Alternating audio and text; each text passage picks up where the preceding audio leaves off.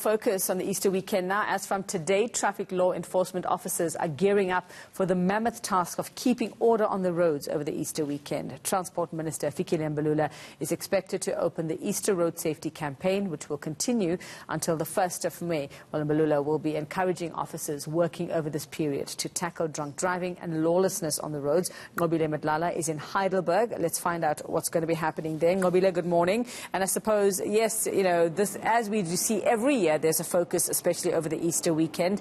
But I suppose this year more than ever, they're going to be watching for even those extra things, I suppose, in terms of when it comes to public transport, when it comes to taxis that are transporting, when it comes to social distancing. We've got to throw in COVID into this one as well.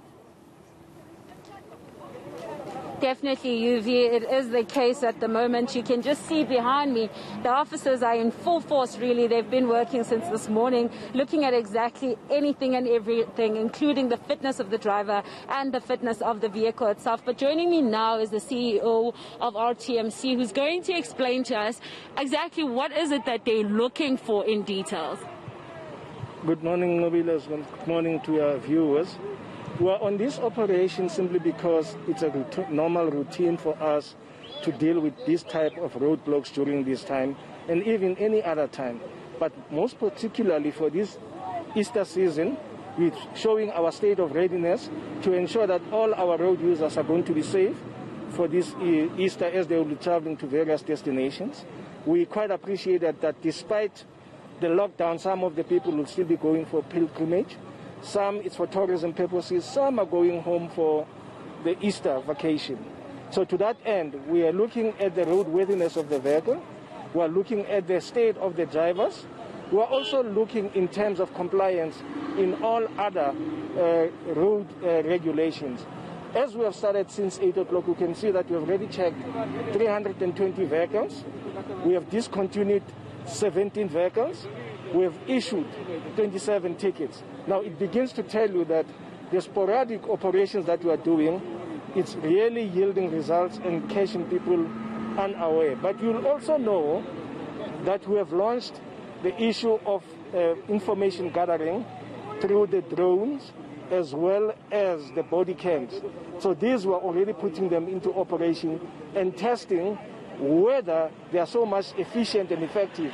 And to this extent, the 17 cars that we have issued with tickets, it's through the information gathering of our drones. So how is this happening, CEO? We deploy the drones just behind you, 10 kilometers from where we are.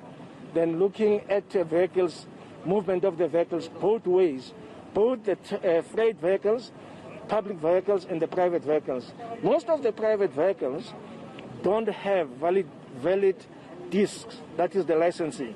And it happens frequently with the German sleek vehicles. So that's our target, to ensure that all these vehicles are checked, but ordinarily we would have been checking only the public vehicles, but in this operation we're doing all of them to ensure that everything is not left unchecked.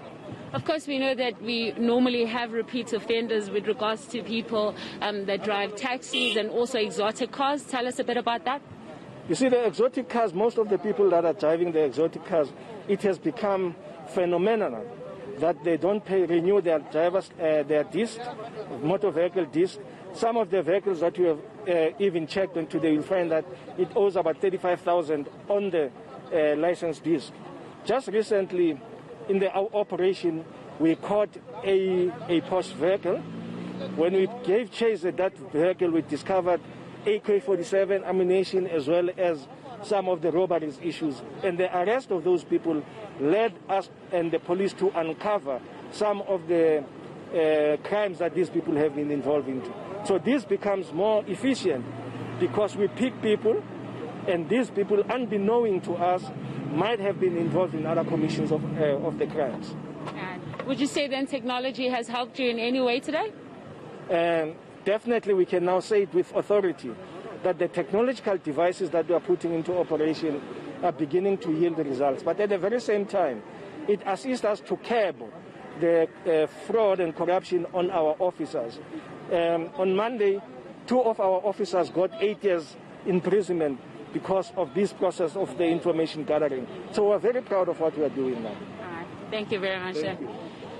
CEO of RTMC, Makhosini Msivi, just explaining to us, advocates Makhosini Msivi, explaining to us exactly how technology has been adapted today, saying that more cars, more vehicles have been caught, also using drones, and also that the body cams are making a huge difference, but also just explaining that these such roadblocks does help them to find people that repeatedly offend on the street or do break the rules during this Easter. But it seems like there's no place to hide today. But of course, we are still waiting to hear from the minister also, who's supposed to be here to encourage the officers. All right, Fikile Mbalula, thanks very much. She's in Heidelberg there on the N3. That's the plan for the Easter weekend, so don't try and take your chances. Still to come here.